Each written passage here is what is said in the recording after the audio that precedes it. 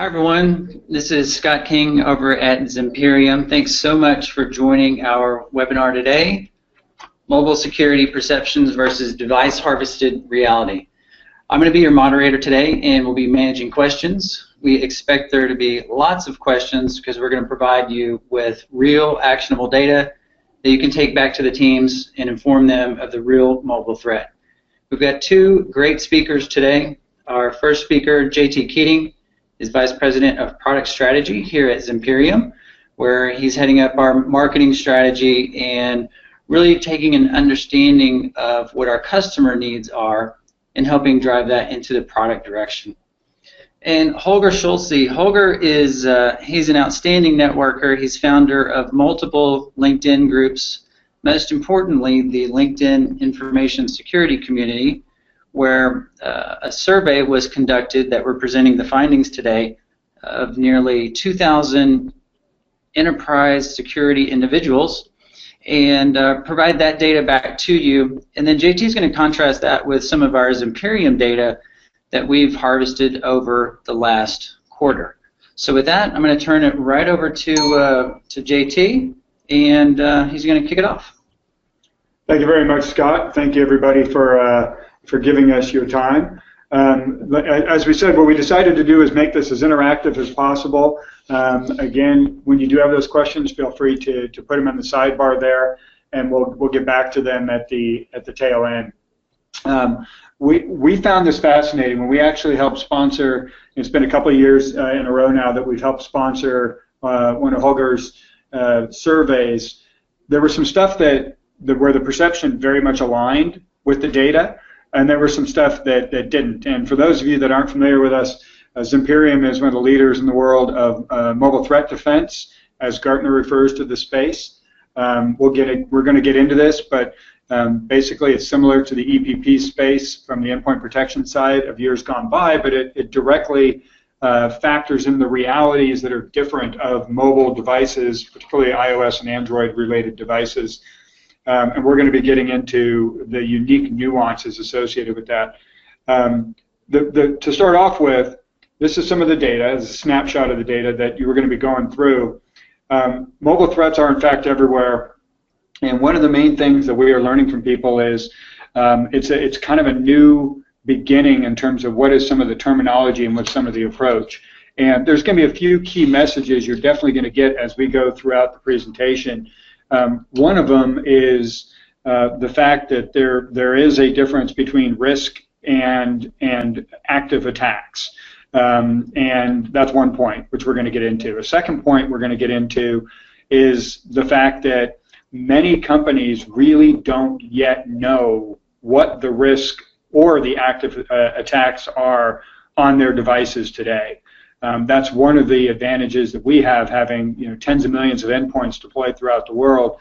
We have the ability to actually see some of these things happening in real time and provide some real information. So here you see that according to the data itself, which Holger is going to give us more details on, 24%, almost a quarter of the organizations expressed that they had some form of a breach having to do with mobile devices. And obviously that's a pretty significant number, and we're going to get into it.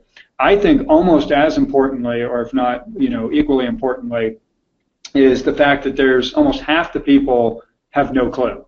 Almost half the people really had no idea. Now, we've actually seen this, and I got a case study we're going to run through a little bit later.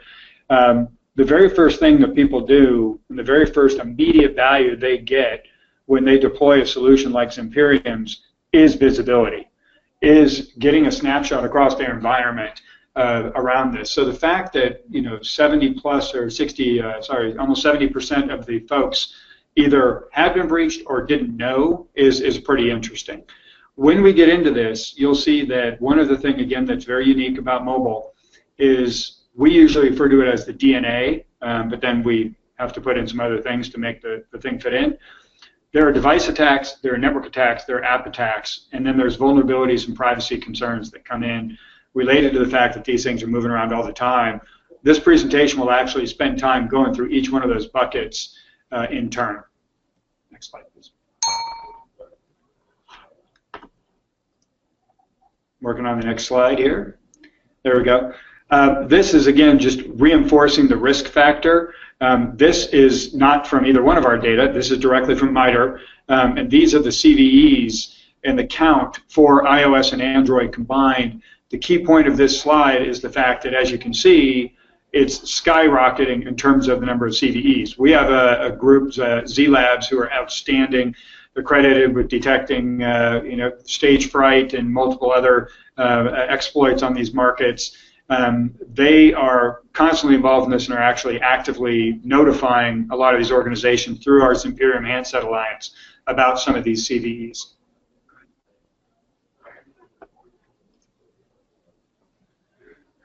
This is a straightforward one that all you security professionals already know. There's assets and there's access. The first thing we have to worry about on these mobile devices that are roaming around, getting on wireless networks that they don't know, roaming in various different places, are the assets that we have on the device, which could obviously be documents, emails, etc., but then also the access. As we know, some of the time-tested traditions of the security business is the fact that there is land and expand. You go after the weakest link and then try and find your way in. Well, now if you've got these folks that have these devices that are roaming in and out of places, and they can come into your networks, you have to worry about the access as well as the assets. And now Holger can talk a little bit about the beginning parts of the research, and then we'll start doing some back and forth between survey and device data. Excellent. Thank you, JT. And just as a backdrop, let's start with the pressure on organizations. And one of the first questions we asked in our mobile security survey was, has the volume of mobile device threats targeting user smartphones and tablets, has it changed over the last 12 months? And our survey reveals that 47% of respondents observe either a moderate rise or a significant rise in mobile device threats. So 47% see moderate to significant rise, and only very few respondents see decreases, right? This will be, by the way, an interesting data point to compare against the device harvested data that JT was referring to just a minute ago, to see how perception of mobile security threats compares against reality. Before we go into the device harvested details, let's take a look at a couple more data points from the survey.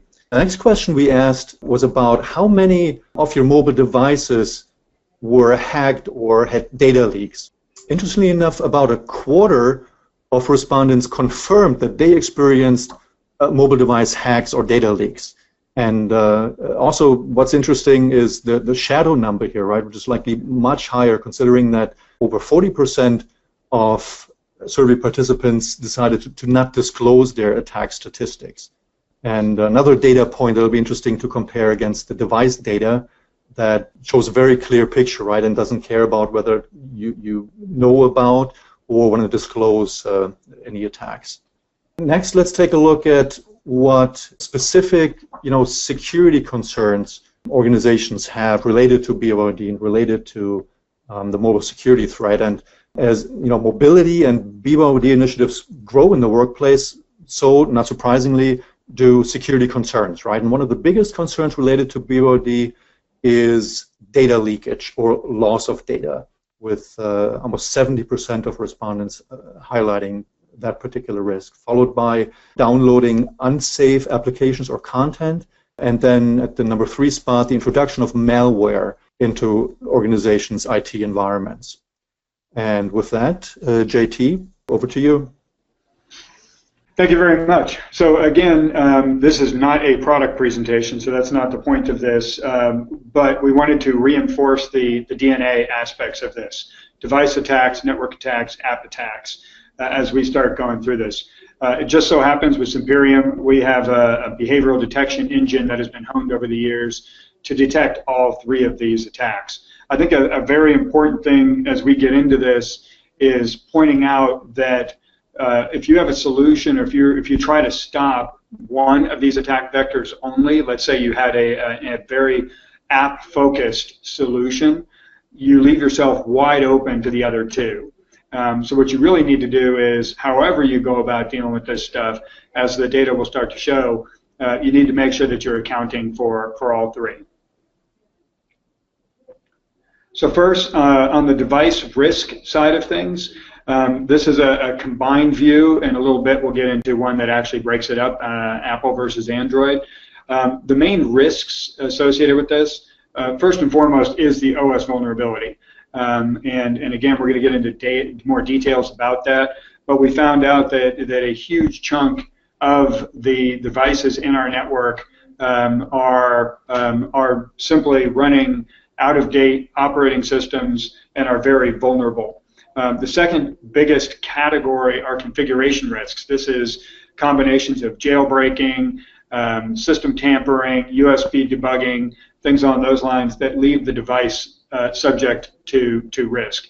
As I'm sure all of you are familiar, the mobile approach is very different than the traditional Windows approach. There are certain things that are very good about it, but there are certain things that sometimes that are good overall from a security standpoint make it a little bit more complicated in terms of how you would deal with it from creating a security approach to it.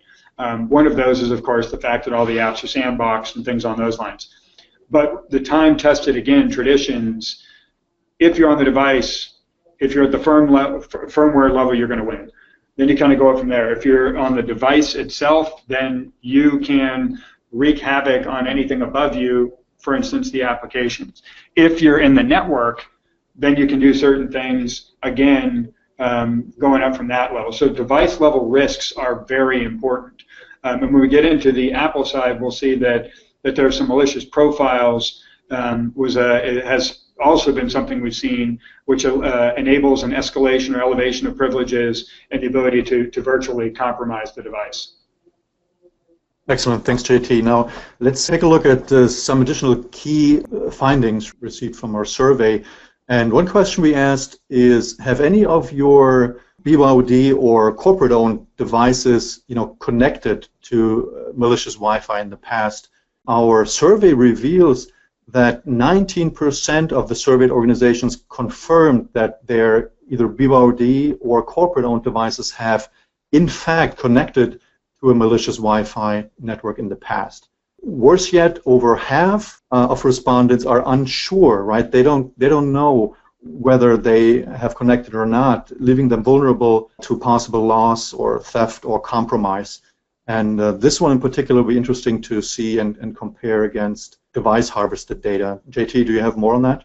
Yes. And as a matter of fact, as we're making this transition, I think it's also a very good point, or a very good time to reinforce one of the things that became very clear to us, and we plan on doing this many times in the future.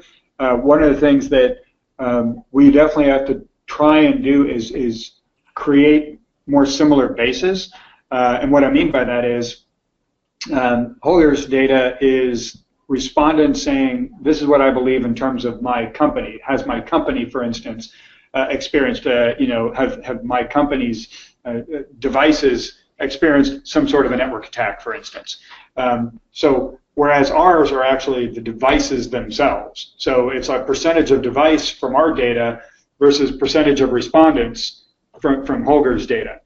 It just so happens that, so for instance here, you see that over 7% of the devices experienced some form of reconnaissance scan.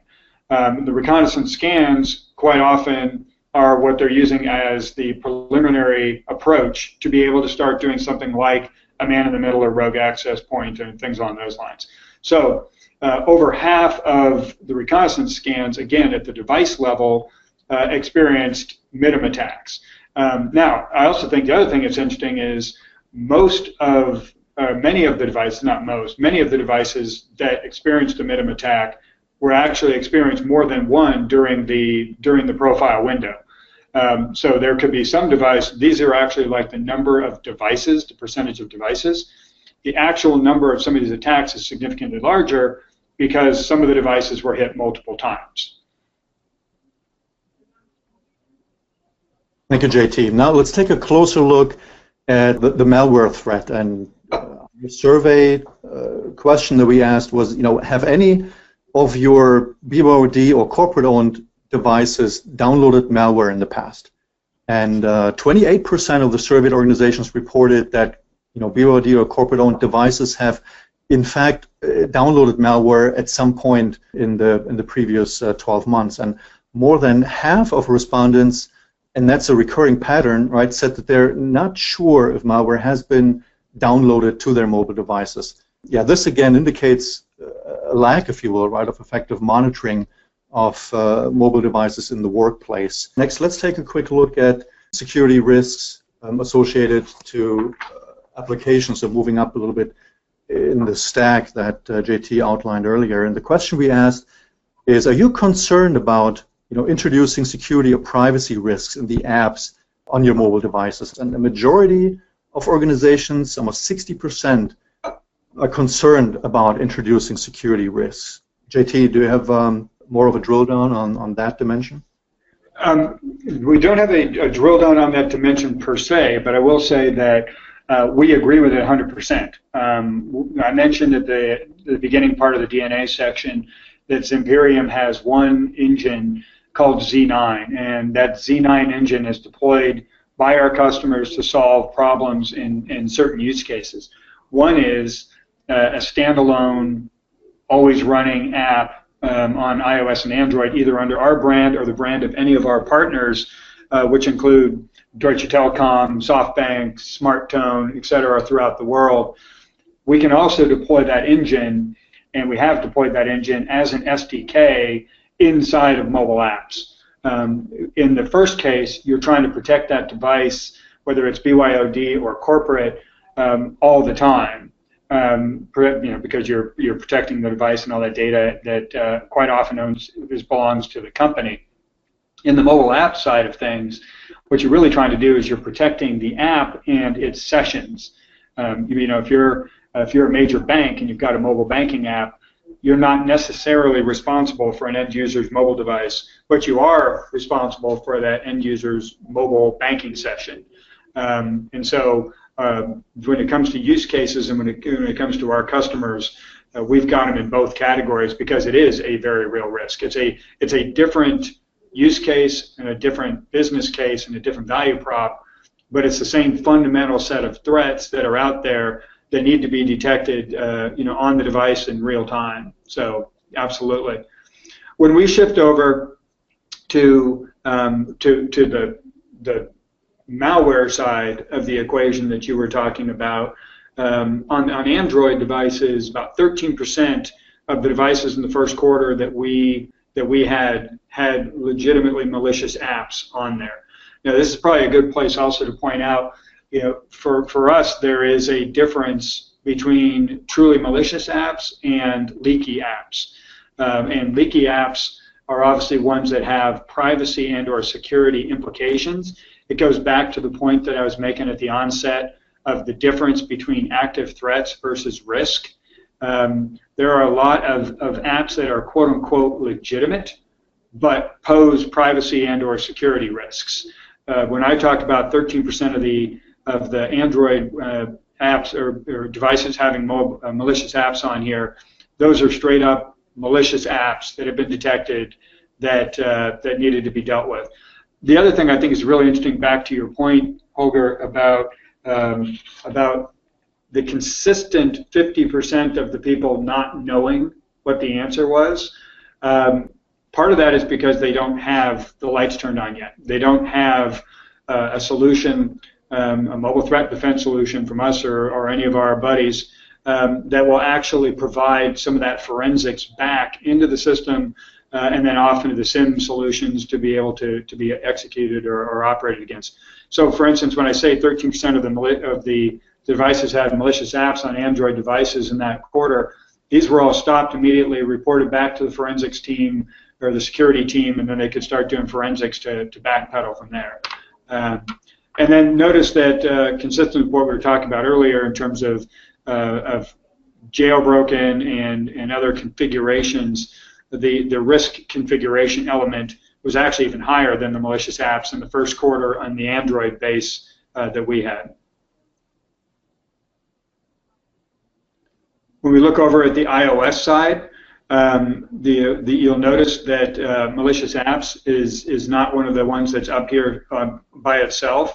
That's because it was relatively negligible compared to some of the other things.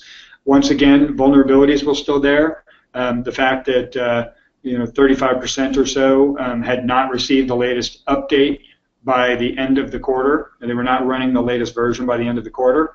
The biggest kind of issues that we had here and that we saw here were things that really had to do again with things that would jeopardize privacy.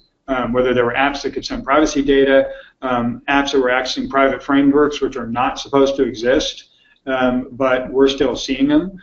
And then also all the way down to, even though the 1% was malicious profiles, this elevation of privileges, it's again another one of these things where it depends on where that 1% is. If that 1% is on a very important, like I say, an executive's phone, the fact that somebody can elevate privileges and be able to do anything on that device that the owner could do is not a good thing. So that's kind of the actual snapshot of the attacks versus the risk. Attacks being things like the malicious profile, and then the risk being like an OS vulnerability side. Let's take a step back and look at a more operational, if you will, perspective. And one of the questions we're always looking at is budget and basically how organizations are addressing from a resource perspective mobile security, right, at an organizational level. And the question was, how is your mobile security budget going to change over the next 12 months? And it turns out that over a quarter of organizations are planning to increase their mobile security spend over the next year or so. That's significant, right? So that suggests a significant increase in resources, right, made available to implement the right controls, right, hire the right people, and strengthen mobile security for their organizations. And next we looked at, okay, now that we know that budgets will go up, what are some of the key mobile security requirements and what pain points do they address? And turns out that protection capabilities top the list and are increasing in importance. Right? We're at 44% for protection capabilities, up from a little over 40% in the previous year. That's followed by visibility into mobile threats, also increasing in importance at 20% in the most recent survey, up from 15% in the previous one.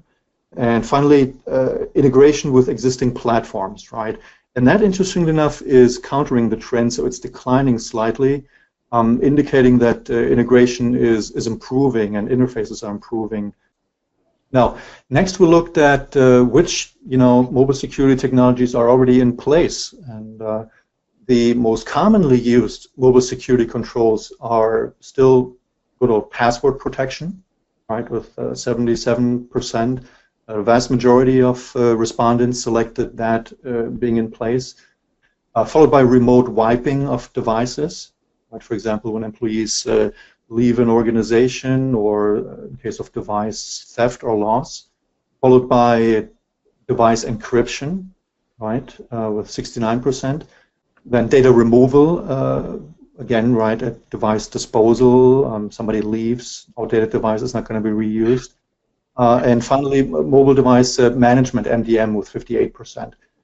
What's surprising, shocking almost, is that 19% of respondents said that they have no mobile security technologies in place. So some of these may not be aware of all the controls, right, in place, but believe it or not, 19%, almost 20% believe no mobile security is in place. So that is a concerning data point for sure. Holger, it was interesting for me when we first went through and we looked at this data. What popped out at me was it seemed like the majority of the things that have been put in place were things that were really focused on if my user loses his phone or leaves the company. It was more of like the bare minimum. If somebody loses a phone, they can't get into it, or if they do get into it, the stuff's encrypted, and or I can just wipe it. Or if an employee leaves the company, then I can wipe off our data off that device. So it seemed to me that at least right now in this year's data, a lot of it had to do with the fact that it wasn't really about the threats coming at it from the outside. It was more the employee. Do you think that's fair, or do you see something different in the data? I think that's a good analysis and a fair point, and it almost reflects the tendency for organizations, right, to put themselves in the center of the universe, if you will, and to manage the threats that they can manage, that they're aware of, to focus, as you pointed out, right, on employees, on loss of devices, on separation, right, scenarios. That's a very good point. Yeah, the other thing I think is interesting, and I know we're going to be moving on to the next slide here, is I think it's really interesting when we talk about the DNA sorts of attacks that are occurring and the realities that are the things that are different about mobile devices. Clearly, the list that we had on the last slide factors in the reality of the fact that it might be owned by an employee. It factors in the reality of the fact that employees are human beings, so they're going to lose their phones. What it doesn't factor in is things around the lines of day-to-day, while they're still employees cruising around, and how can you protect them, for instance, against network attacks. Exactly. If I'm connecting to a rogue access point and communicating with it thinking I'm someplace else, disk-level encryption and passwords don't get the job done. I think as the threat becomes more obvious in terms of the DNA side of things, then I believe that obviously people have to start adjusting a little bit, moving beyond the basically device control to actual security. So I don't know if you agree or disagree with that.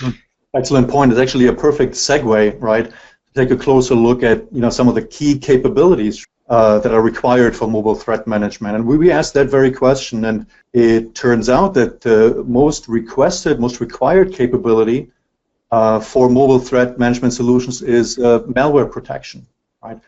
Here at 68%, followed by logging, monitoring, and reporting capabilities, basically indicating the need for better visibility into cybersecurity threats and their impact, right, on mobile devices across the organization. Sort of going full circle and tying back to our earlier findings, where we at numerous points found that an alarming number of organizations just doesn't have the visibility, is not aware of the threats or actual attacks and their impacts on their organizations.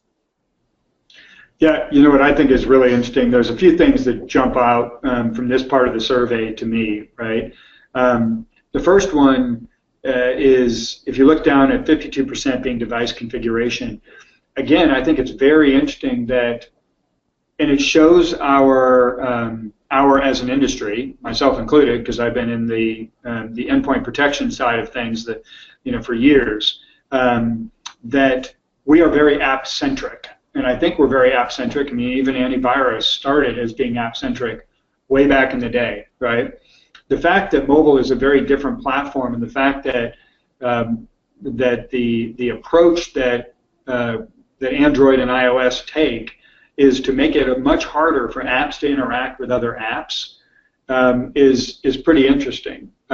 Whereas the device side of things is something that people really have to worry about. The network side of things. Now, network is tied with vulnerability in terms of the surveys, and I think that makes a lot of sense.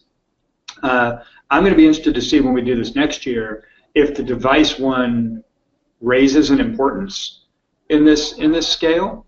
But of the ones that are there, I think the malware protection is really interesting because, again, we are very app-focused, right? And apps also get to have cool names and stuff, and so that's awesome. The logging, monitoring, reporting fits directly with that. We have no clue. So we need the forensics. We need the data to come in and tell us. And when we get to the case study, you're going to see that that's exactly the way that this stuff usually rolls out. Ease of deployment, I don't know if you have the data in front of you right now, so I don't want to put you on the spot, but I've got to believe that that's moving up in importance this year. I know it is with our customers. Our customers care a lot about how do we plug into their environment. How do we plug into their SIM? How do we plug into their MDM solutions? How do we what platforms can we deploy on. That stuff really matters to these guys, and ease of deployment out to the end users themselves. And then as we talked about the vulnerability side of things, first order of business, where am I exposed to operating systems that should have already been patched? Because the industry average is still very slow and very fragmented, obviously particularly on the Android side, which is the reason we created the Zimperium Handset Alliance, to try and shorten that distance. But if I'm a company, one of the first things I want to know is which one of my people are not running those. I don't care about the world at large. So having that kind of ability to detect those vulnerabilities, to be able to execute against it, I think is really important. Which goes directly to a quick case study. This is very typical of what happens for us. Very typically what happens for us is there's an organization that basically says, we are concerned, and we are quite often concerned about a subset of our users, quite often executives, sometimes it could be developers, sometimes it could be brokers, but it's people that are closest to very critical data and information. And what usually ends up happening is they say, the first things first, we are worried about it. We're hearing about things like stage fright. We're hearing about things like AirDroid. We're hearing about, things like the Vault 7 stuff that came out. They're like, okay, we're very worried about this, but we don't know. So the first thing usually ends up happening is taking a subset of that population and deploying out and scanning and seeing what we get back. And as soon as we do that, we get not only all the stuff around which systems are vulnerable, around the vulnerability detection stuff we talked about, but also we have a capability, it's called Z3A, it's Advanced App Analysis, and it gives in-depth analysis about not only whether apps are malicious, but also whether or not they're leaking, as I mentioned earlier. Which ones are significant privacy risks, which ones are significant security risks.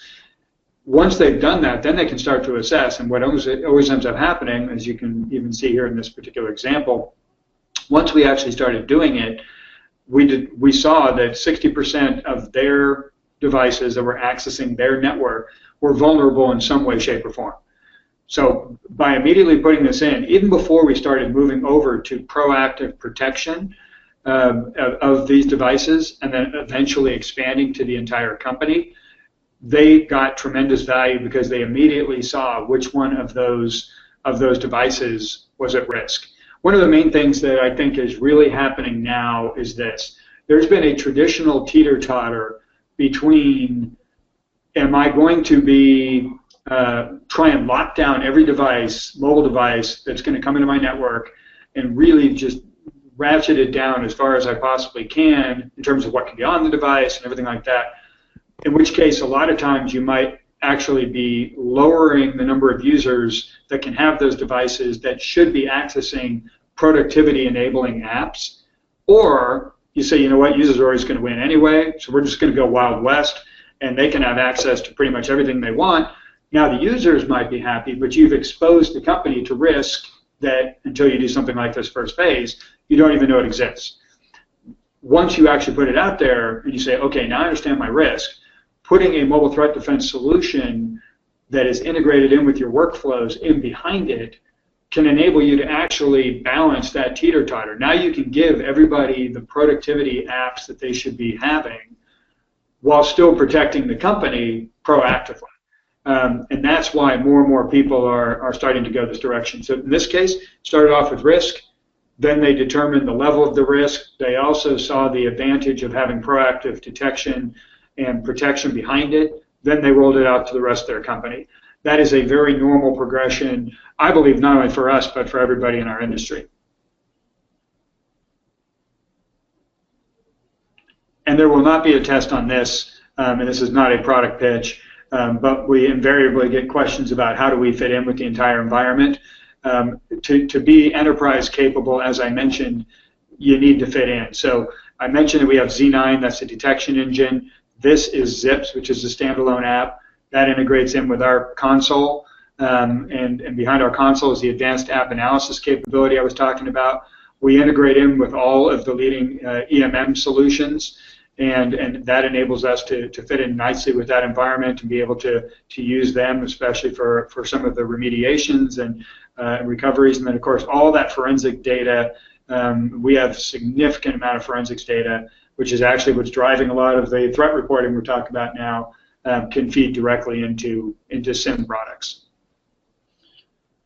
So with that, I think, unless, Holger, is there anything else, like, I guess even before we get into the main questions, and folks, if you can start to put, whatever questions you've got in there. Holger, I guess the question I would have for you is, was there anything super surprising to you? Either anything that changed significantly year over year, or just something that just kind of came out that just kind of made you go, huh?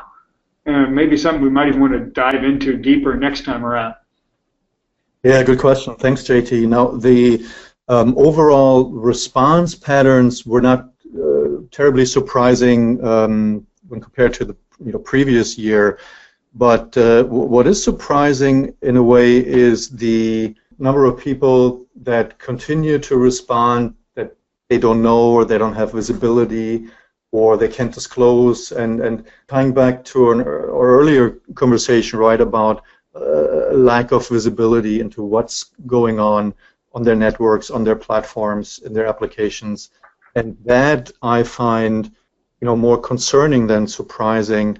And really a wake-up call, right, for the industry to figure out ways to raise awareness, right, with organizations and help them implement because the platforms and processes and controls are available, right? They need to find their way into organizations, right, to plug those holes and fill those visibility gaps. Help organizations strengthen their mobile security posture. That's in my mind. Key takeaway from the survey. Perfect. Thank you. Hey, well, thank you very much, Holger. And if anyone does have any additional questions, we'll make time for a couple of extra. But I've got a question, and I believe this would be for you, JT. The viewer says, we have we're the mobility team. We have an MDM. Who's in charge of this? The mobility or the security team, because we're not security experts? That's a great question, and fortunately the answer is usually kind of a combination of both, right? I mean, in our customers,